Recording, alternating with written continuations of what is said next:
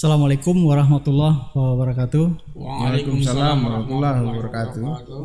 Selamat malam kepada semua sahabat Nusa Viral mengikuti perbincangan kita bersama dua orang hebat, sahabat kami dari Sungai Binti, Sagulung, yang pada malam hari ini mereka hadir ke Nusa Viral, ke media kita, ingin curhat, menyampaikan kondisi mereka dalam beberapa minggu terakhir ini, di mana kampung mereka tergenang oleh banjir yang cukup dalam.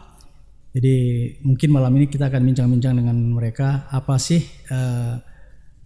dampak yang mereka dapatkan selama mereka menghadapi banjir yang baru saja terjadi dalam minggu-minggu. Selamat malam, assalamualaikum Pak Gani. Waalaikumsalam warahmatullahi. Terima kasih sudah hadir di studio kami yang sederhana ini. Terima kasih kembali Pak. Dan kemudian satu Bang Asardi ya. Assalamualaikum warahmatullahi wabarakatuh. Selamat malam. Malam Bang Asardi. Mungkin saya akan mulai dari Bang Asardi dulu ya. Oke, boleh.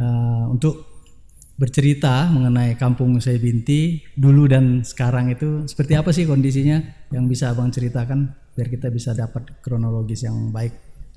Kampung Tua Sungai Binti itu awalnya berada di lingkungan yang berbeda dari yang sekarang ya. Awalnya dulu di sebelah dengan yang sekarang ada perumahan Tunas Regensi. Jadi 2018 kita direlokasi oleh pemerintah ke lokasi yang sekarang, yang saat ini.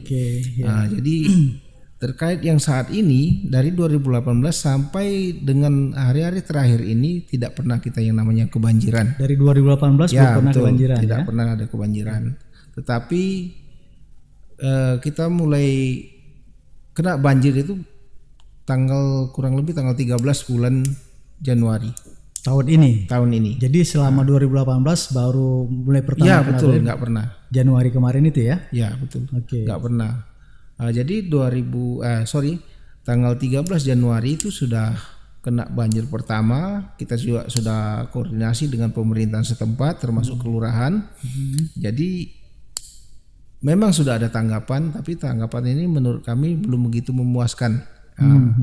Dan ternyata memang kejadian kembali tanggal kemarin ke tanggal 19-20 bulan 3 ini kemarin ya. Baru-baru berarti ya? Baru-baru berapa hari ini Pak ya? Jadi 4 hari ke belakang ya? Dari yang pertama dan yang kedua ini tidak ada bedanya. Banjir itu bahkan sampai 1,5 meter tingginya? Ya, atau 1,5 meter. Berarti hampir sedada orang dewasa ya? Ya kurang lebih begitu. Kalau ada anak-anak mungkin bisa tenggelam gitu lah kurang lebih. Iya. Dan satu lagi justru rumah saya yang paling tinggi, yang perkiraan saya tidak mungkin ada banjir, ternyata rumah saya juga ikut terendam. Oh itu. Ikut terendam. Jadi kalau bicara kerugian, jelas sekali dampaknya itu sangat besar dengan kami. Dari materi, dari moral, ya, tenaga kami yang habis di situ. Bahkan mungkin kita pernah juga dulu Pak Dato ya, kita pernah dulu diminta oleh pihak kepolisian dan kelurahan untuk didata berapa kerugian yang terdampak dari materi yang rusak seperti itu ya. Sudah kita kumpulkan semua. Sudah kita kumpulkan, sudah kita laporkan dan kita serahkan ke Polsek Sagulung, ke Kanit apa kemarin Pak? Kalau saya tidak lupa Kanit Dinmas kalau nggak salah ya, kurang lebih seperti itu. Jadi sampai saat ini juga tidak ada realisasinya seperti apa, perkembangannya seperti apa gitu. Dan satu hal lagi juga, lingkungan kami ini boleh dibilang tuh kalau istilah sekarang tuh sekonyong-konyong Pak. Maksudnya begini, tiba-tiba saja banjir. Udah lama nih nggak dengar sekonyong-konyong. Ya, seperti itu. Karena memang mendadak sekali. Tiba-tiba. Mendadak sekali yang selama ini tidak pernah kami pikirkan ada banjir sedahsyat ini ya. Tiba-tiba saja di hadapan kami, bahkan masuk ke dalam rumah, itu air bisa sampai 1,5 meter. Ini sangat luar biasa. Perabotan rumah, baik yang elektronik, kulkas atau sebagainya itu banyak yang hancur, yang rusak. Yang itu datanya sudah kita serahkan kemarin ke pihak kepolisian karena diminta. Jadi memang cukup besar dampaknya untuk kami. Baik, mungkin sekarang ke Pak Datuk kan nih. Apa sih penyebabnya sehingga kampung kita itu di Sungai Binti dan Sungai Aleng ini kok sekarang itu yang dari 2018 saya dengar kalau malah kampung Sungai Aleng ini sudah lebih lama masyarakat di sana ya. Itu apa kira-kira menurut yang pernah Bapak dengan teman-teman investigasi, persoalan apa yang mengakibatkan banjir ini sekarang itu? Silakan Pak. Mohon izin, Assalamualaikum warahmatullahi wabarakatuh. Waalaikumsalam. Selamat malam dan salam jumpa, salam sejahtera buat kita. Dan terima kasih kami kepada media Nusa Viral Pak. Nusa Viral dan Aliansi Muda Sekupang yang mana pada malam hari ini menjadi fasilitator buat kami untuk bisa curhat tentang kejadian yang terjadi di lingkungan RW 11 ya. RT 01 Sungai Aleng. Seperti yang telah digambarkan oleh saudara saya barusan ini Pak, ya kejadian alam itu terjadi sampai hari ini baru terjadi di Januari dan bulan kemarin, tanggal kemarin.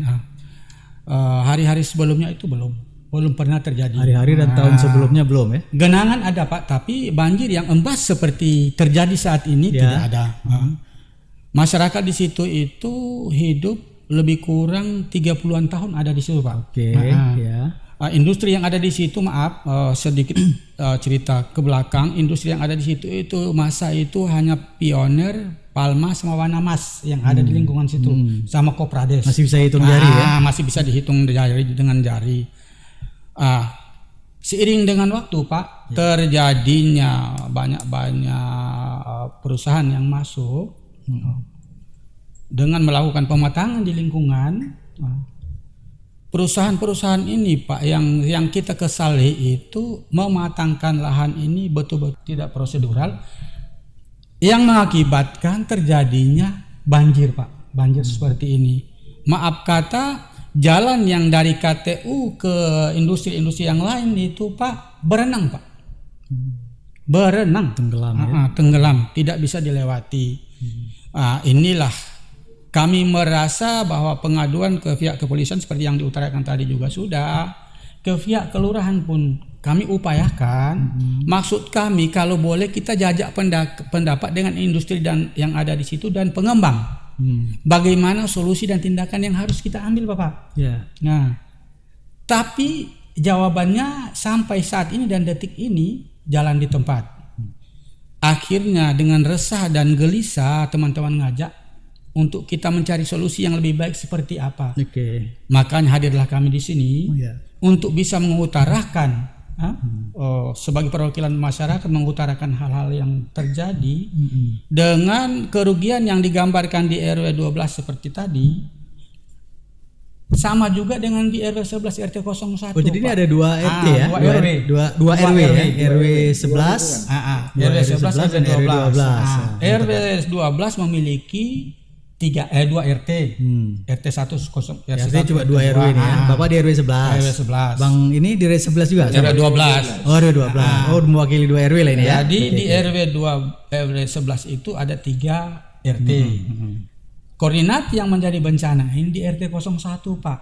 Di RT 01 RW 11 RW 11. Jadi itu tadi penimbunan atau kepematangan lahan yang terjadi ini dengan diameter paritnya tidak memungkinkan untuk menampung debitnya air, akhirnya terjadinya genangan yang begitu besar.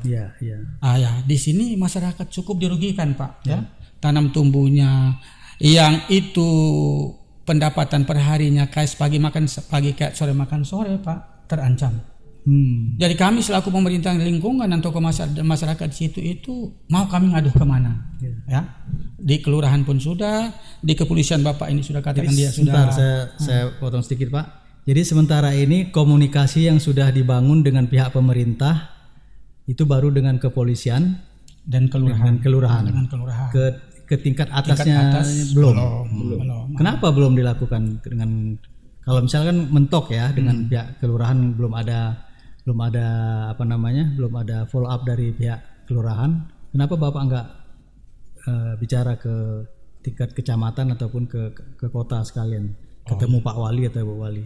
Oh, intinya kami juga berniat Pak, berniat berinisiasi seperti itu. Cuma karena ini masih dalam suasana bulan puasa, akhirnya ini kita pending dulu. Setelah bulan puasa itu mungkin pada saat silaturahmi kami akan ungkapkan persoalan ini Pak. Persoalan ini karena ini hal yang sangat meresahkan sistem pengembangan di Kota Batam Pak. Bukan hanya di Saibinti, bukan hanya di Segulung atau bukan hanya di RW 11 dan RW 12, tapi ini merata di mana-mana. Saya rasa ini tolong pemerintah itu tolong melihat status pengembang ini seperti apa dan apakah dia mematuhi segala aturan yang telah diterbitkan dari pihak pemerintah atas kepada mereka atau tidak. Karena ini kalau pandangan dari orang bodoh ini disebut sambaraut Pak. Sambaraut. Nah, pekerjaan tidak sesuai dengan aturan. Seharusnya sebelum diadakan pematangan, sistem perparitan itu harus diadakan sehingga pengairan itu tidak menjejas hal-hal yang lain Pak. Nah, ini yang rugi masyarakat awam, bahkan perusahaan dan di sekelilingi itu pun turut dirugikan. Dengan perusahaan sudah ada komunikasi belum? Kami mencoba Pak, kami mencoba beberapa hari yang lalu itu kami minta supaya kita auden dengan pihak perusahaan yang ada. Audiensi. Kira-kira responsi mereka terhadap persoalan ini seperti apa? Karena ini kepentingan bersama Pak. Betul. Bukan kami pingin bahwa kami dipandang atau kami dilihat, tetapi ini konsepsinya kehidupan masyarakat awam. Karena dalam bulan puasa ini kehidupan masyarakat semuanya terhambat. Dari tadinya dia pingin kejar bahwa gajian bulan ini bisa mencukupi untuk hari raya, tetapi kenyataannya dalam 2-3 hari ini terjejas dengan banjir, dia tidak bisa masuk kerja Pak. Karena arus lalu lintas itu tertutup, aksesnya tertutup. Jadi terisolir lah ya. Harapan kami Pak, kami bisa hadir di sini. Kami mohon bantuan Bapak kalau boleh hal ini bisa ke sana, bisa ke tingkat yang lebih atas seperti apa. Kami ingin masukan dari Bapak-Bapak sehingga kami bisa mengambil langkah ini ke jenjang yang lebih pasti. Ya, kami akan berusaha untuk itu melalui media kita akan distribusikan berita ini ke manapun nantinya. Mudah-mudahan Pak Wali dan Ibu Wakil Wali Kota mendengar. Assalamualaikum Pak Wali, mungkin Bapak kami harap bisa mendengar keluhan dari warga Bapak ini yang ada di Sagulung. Mereka sudah terendam air sampai 1,5 meter.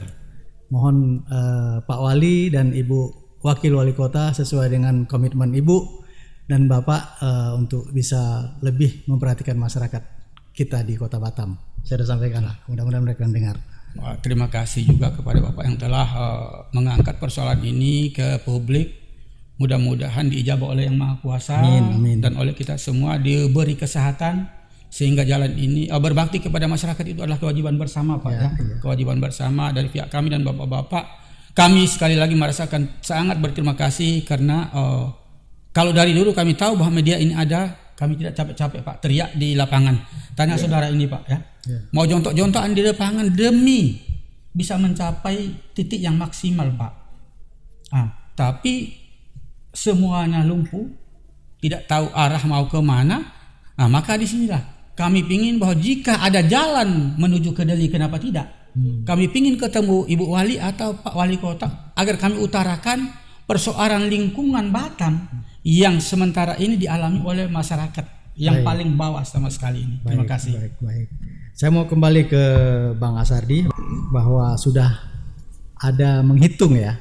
Yang menghitung kerugian warga. Kira-kira berapa kerugian warga material yang selama ini sudah Abang hitung dan sudah Abang sampaikan ke pihak Polsek? Kita bicara nominal ya.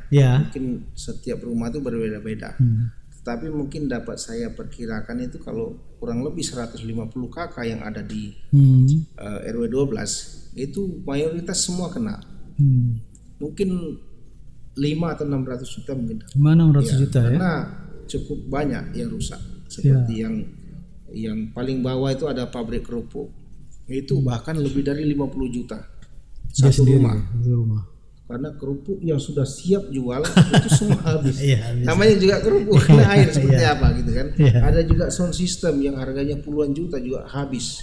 Oh, dia bisnis sound system. Ya, Enggak betul. beliau. Oke. Jadi ada juga seperti yang rumah-rumah biasa seperti saya ya, ya mungkin seperti lemari, tempat tidur, kasur, kulkas dan sebagainya seperti itu ya. Kalau ya itu tadi kalau kita kalkulasi mungkin di atas 600 juta mungkin ada. Mungkin bisa lebih ya dari Bisa 600 jadi juta lebih, ya.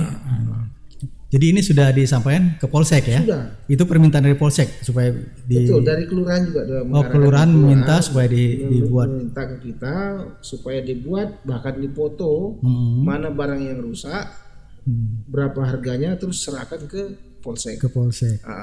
Seperti itu. Tapi alhamdulillah belum ada follow up sampai sekarang. Sampai sekarang belum ada. Belum ada. Makanya kemarin saya sempat jumpa lagi dengan Pak Lurah. Ya. Tolong Pak Lurah jangan sampai 2 kali minta data, saya bilang. Oke. Kalau minta data lagi saya masih ada sekarang, saya bilang begitu. Oh, iya. Itu.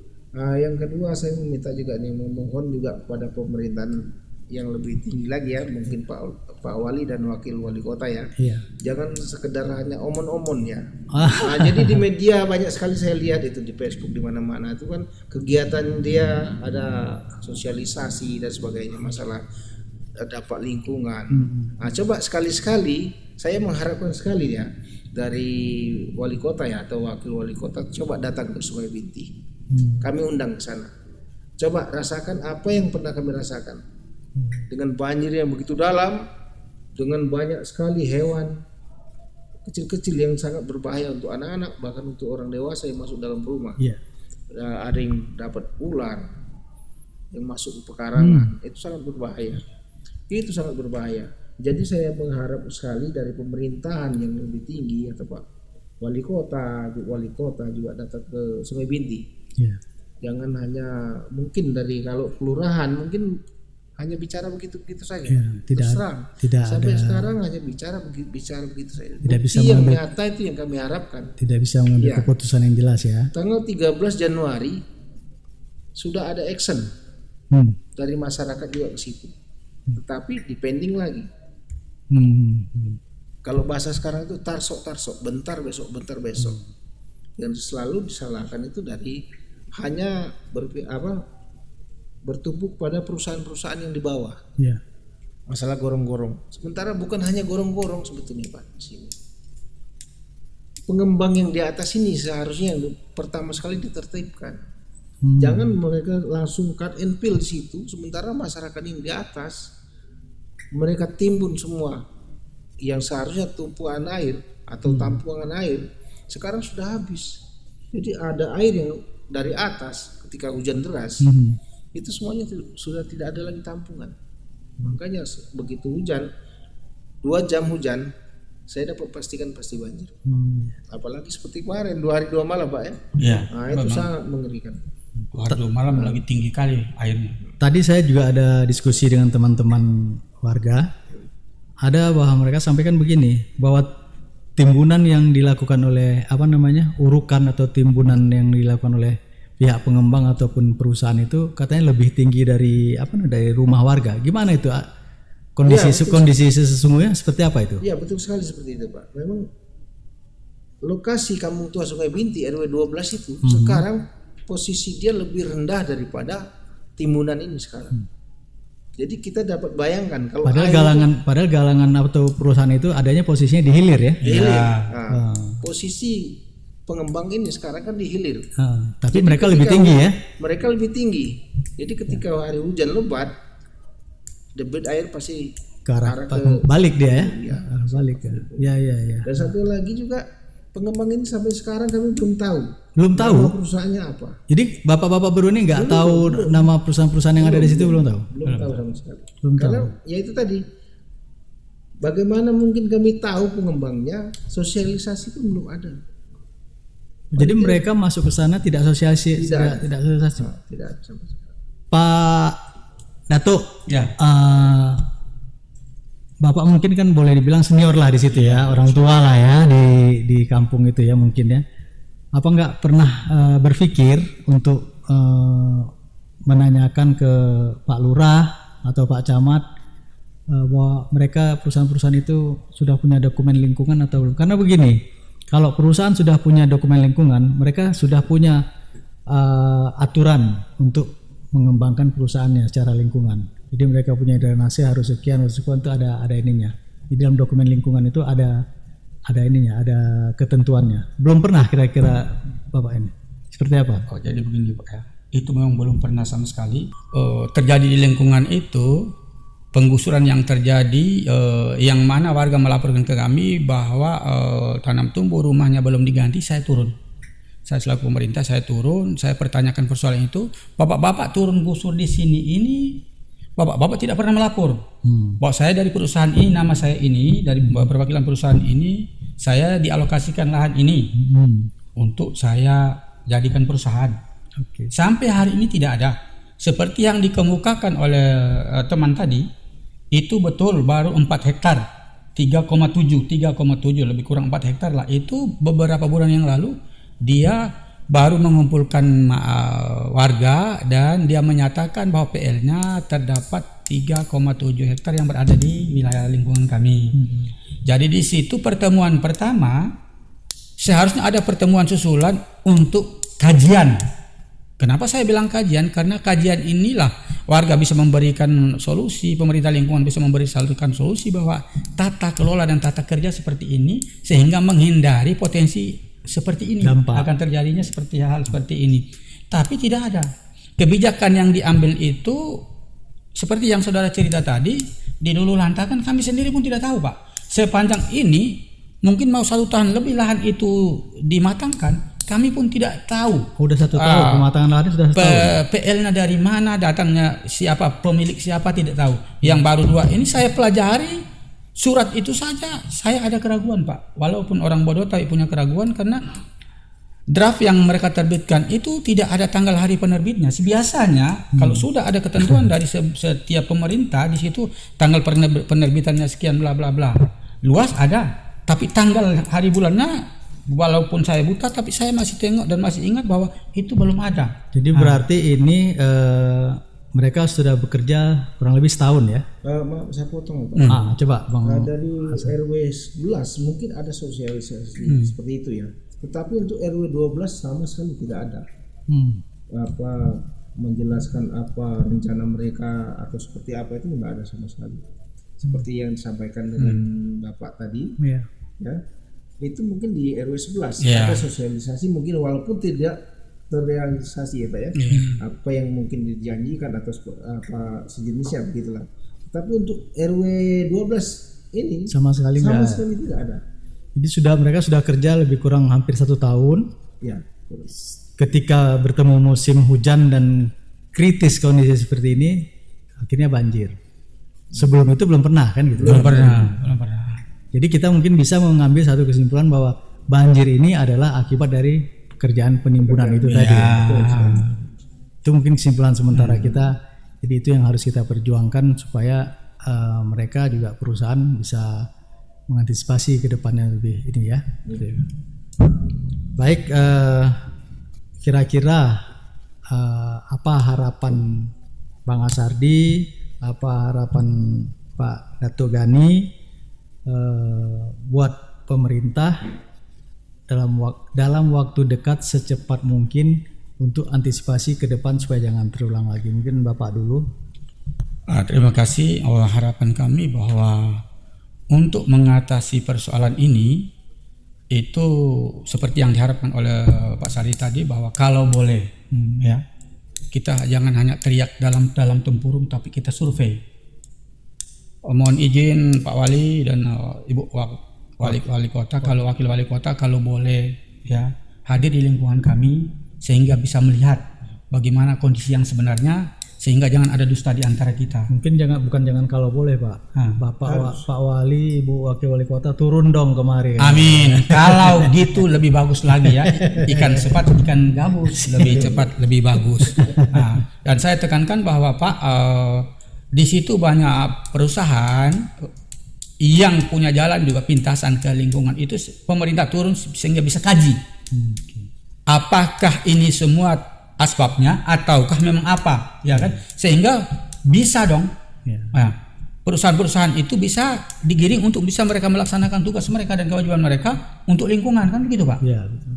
Terima kasih, mungkin saudara saya bisa sampaikan Bang tambahan. Sardi apa? Mayoritas harapan penduduk itu masyarakat ya di RW 12 itu, yang pertama sekali realisasikan apa yang sudah dijanjikan kemarin oleh lurah, pertama mewakili mungkin pembicaraan tadi rapat dengan pihak perusahaan seperti yang pernah dia sampaikan, dan kami meminta kemarin memang tolong dibuatkan parit yang besar, yang besar, kurang lebih kalau tidak salah saya masih agak sedikit lupa itu 5 atau 6 meter. 5 meter baru bisa. Ya. Karena kenapa agak lebar? Karena kita berharap suatu saat nanti mungkin beko amfibi bisa masuk ke dalamnya untuk normalisasi kalau parit itu benar dalam. Nah, yang kedua, tolong secepatnya mulai dari gorong-gorong yang paling bawah sampai ke Sungai Biti, kampung ke Sungai Biti RW 12 itu cepat-cepatlah dibuatkan parit ya. Jangan hanya menunggu besok terus. Jangan sampai kebanjiran ketiga kali ini sudah 2 kali. Yang kedua ya. Ya, nah itu saja mungkin harapan dari saya. Oh ya, tak ada yang tertinggal, saya ingin tahu masyarakat kita itu pekerjaan hari-hari itu apa ya di sana? Kalau di lingkungan RW 12 itu majemuk Pak. Jadi ada yang petani juga ada. Ada petani ya, petani kebun ya. Ya, kebun ladang. Tapi lebih banyak ke pekerja swasta. Pekerja swasta seperti buruh di galangan kapal itu. Di galangan kapal seperti itu. Sama Pak di. Iya, sama-sama Pak. Kan 0% kalau yang pegawai negeri. Oh ya? Nggak ada pegawai negeri di sana? Ada. Ya. Oke. Nah, satu lagi kampung tua Sungai Biti ini legalitasnya jelas Pak. Ya. Legalitasnya jelas, kita sudah punya sertifikat hak milik. Ya. Dan sertifikat hak milik. Ya. SHM. Nah, tolong dengan pemerintah ya, terutama wali kota Batam, tolong perhatikan, kita di sini bukan liar. Yang liar pun harus kita lindungi, apalagi yang sudah ada legalitasnya. Kita harus memanusiakan manusia itu seperti manusia yang lain. Seperti itu. Baik, mudah-mudahan Pak Wali dan Ibu Wakil Wali Kota mendengar kita, apa yang kita sampaikan malam ini. Beberapa waktu yang lalu juga saya sempat mendengar bahwa Ibu Wakil Wali Kota ada berstatement di media bahwa beliau akan mengevaluasi perusahaan-perusahaan developer yang tidak menjalankan pekerjaannya sesuai dengan ketentuan yang berlaku. Mudah-mudahan ini bisa diwujudkan oleh beliau. Tidak terkecuali di RT 11 dan RT 12 di Sungai Binti. RW 12 dan RW 11 ya, di tempat kita. Semoga Ibu dan Pak Wali cepat tanggap untuk masyarakat yang. Amin. Mungkin malam ini kita sampai di sini. Ingin saya tambahkan sedikit lagi. Apa yang mohon izin. Harapan saya bahwa sebelum adanya penyelesaian parit atau pematangan itu, mohon izin perusahaan itu kalau boleh jangan ada kegiatan. Saya sampaikan mohon izin kepada Pak Wali dan Ibu Wakil Wali Kota, perusahaan yang tipe ini kalau boleh jangan dulu melaksanakan kewajibannya di sana sebelum dia memasang semua gorong-gorong yang ada di situ, sehingga indikasinya tidak mengarah ke hal ini lagi. Terima kasih. Jadi itu saja harapannya, bahwa sebelum parit ataupun drainase tersedia, mereka jangan beroperasi dulu ya. Terima kasih. Terima kasih Bapak Gani dan Bang Asardi sudah memberikan sharing sama kita. Semoga ada manfaatnya, bisa didengar oleh masyarakat banyak, bisa didengar oleh para pemimpin kita untuk mereka bisa lebih aware dengan kehidupan masyarakat yang ada di Kota Batam ini. Saudara-saudara, sahabat Nusa Viral dan Aliansi Muda Sekupang, mungkin sampai di sini wawancara kami dengan dua orang hebat yang punya tanggung jawab terhadap warganya untuk menyampaikan aspirasi masyarakat mereka kepada pemerintah. Semoga pemerintah tanggap segera dan secepatnya untuk bisa memberikan pelayanan yang terbaik dengan apa yang terjadi di lingkungan mereka. Assalamualaikum warahmatullahi wabarakatuh. Sampai ketemu lagi. Assalamualaikum warahmatullahi wabarakatuh. Salam hormat merdeka.